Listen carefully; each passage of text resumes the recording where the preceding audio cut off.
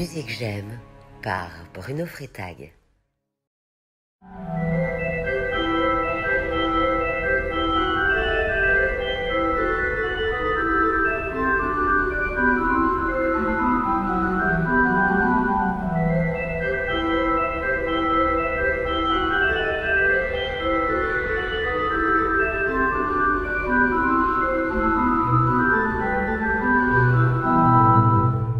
Coucou, coucou.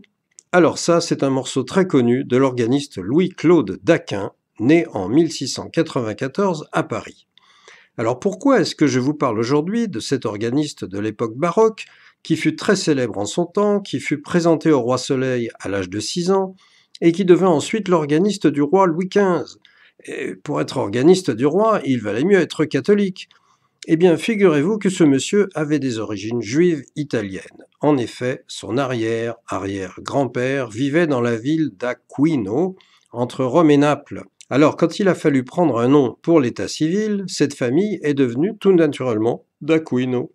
À l'arrivée en France, d'Aquino est devenu Daquin, car même si on aimait beaucoup l'Italie en France, il valait quand même mieux franciser son nom, comme l'avait fait un peu plus tôt Jean-Baptiste Lully, en remplaçant le I de son nom par un Y et en devenant Jean-Baptiste au lieu de Giovanni Battista.